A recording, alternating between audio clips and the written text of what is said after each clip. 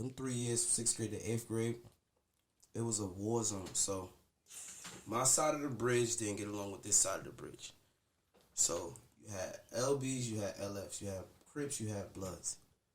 But if you knew certain people, or if you just grew up here, you good. Like me, I grew up on both sides of the bridge. As you can see where we left, my grandfather lived on this side. He lives on the 139th side. But I grew up on 127. So I could always go back and forth across the bridge. You get what I'm saying? Mm-hmm. So going into 26, it's like, all right, niggas that I grew up with, they don't go across the bridge. They gonna stay in Lincoln Park. They gonna kick it over there. I go to Lincoln and Ajax. You get what I'm saying? Mm-hmm. So certain fights will happen where you could just walk down the whole Rockaway and watch the shit. So mind you, 226 is on 121st Street. Bro, PS45 is all the way right here at 150th. I just told you that school was on 121st. Niggas is walking from 121st to all the way to 150th. Do you know how long that strip is, bro? Do you know what you're passing by? You're passing so many Crip neighborhoods until you get to a Blood neighborhood, bro. So if you a Crip and you walk into the Blood neighborhood, you gotta walk back from this Blood neighborhood all the way back to this Crip neighborhood. If you a Blood walking through a Crip neighborhood, you know what I'm saying? It's the same vice versa. So it depends on who see you and who catch you. You might get lucky, you might not get lucky. So it was a lot going down. Bro, it's a lot, bro. A lot.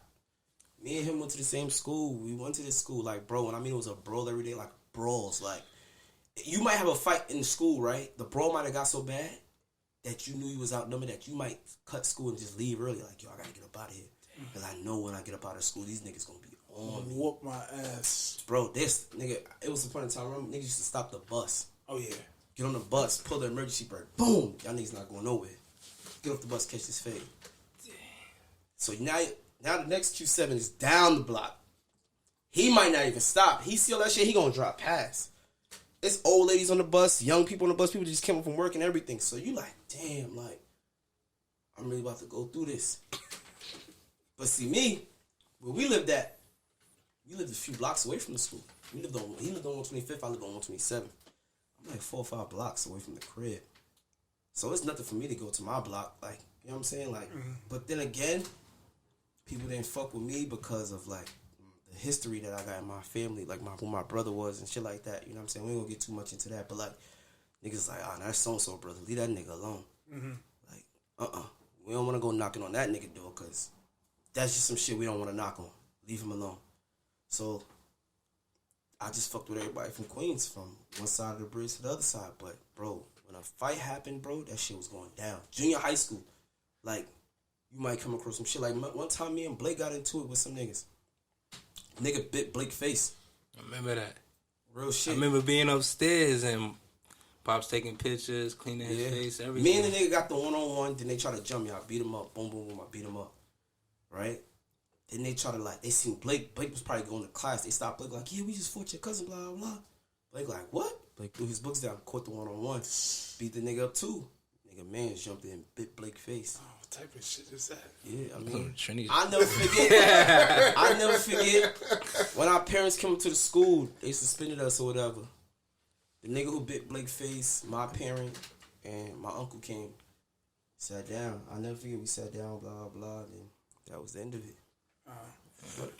Is that you saying, like, one thing you do is you read a room when you go in to differentiate who's in the room. That Blood and the Crip story and you fucking with everybody seems like maybe where you might have gotten that skill from. I mean, or at least was somewhere where you had to exercise that, like, okay, who am I around? All right, so look, I wasn't your average kid growing up. I was very street smart.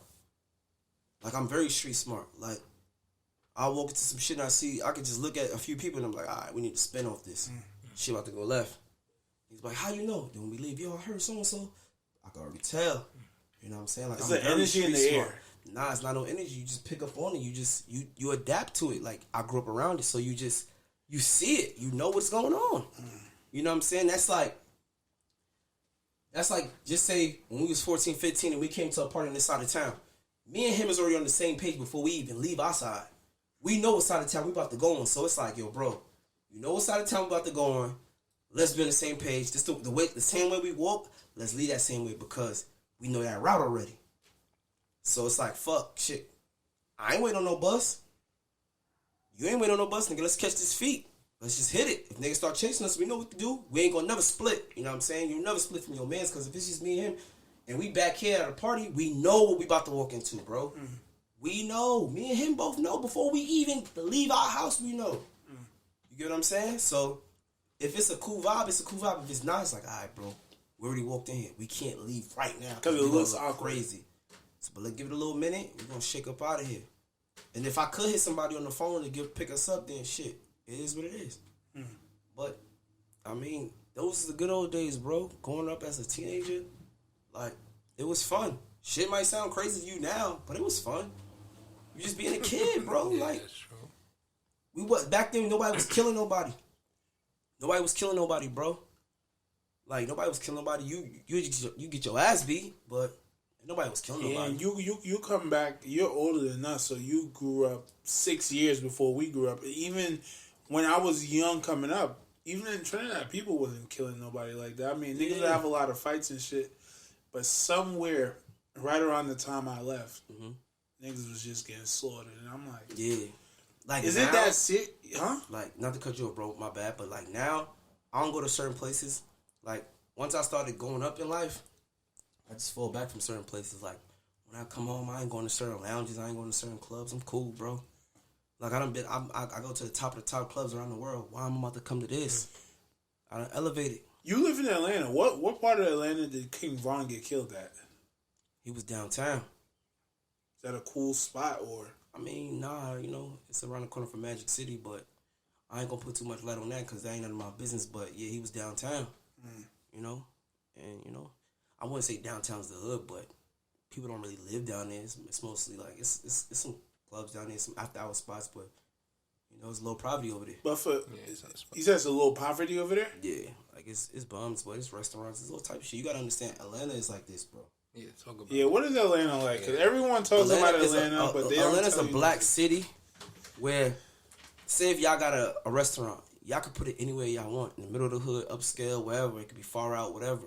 You know what I'm saying? So it's the same thing with lounges and clubs. Like the spot where God rest his soul, where he lost his, you know what I'm saying, when what that happened to him, that was at a club named Chic in Atlanta, you know?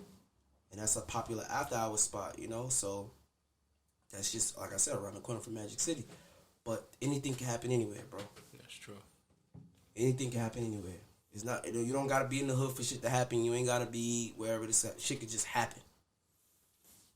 Is that the scary part of like moving around and shit like that? Nah, I mean, I just live my life, bro. You don't know when your clock gonna say 0, so why be focused on it? I'm not even gonna lie to you. I feel like I got bad not PTSD because me myself, I've never been in any life threatening situation, but I feel like just by proximity of the people that I know growing up in Trinidad and leaving, even though the fact that I'm distant from it, it's like I feel it sometimes. Like last time I was in Trinidad, God rest his soul, my boy, who I was literally, actually I wasn't able to see him because he was hiding from some crazy shit. I don't even know. And 2 weeks after I come back, he got gunned down and killed. You know what I mean? And not even people I know, like, when I go to Trinidad, you just hear the stories like, oh, he got killed, and they speak about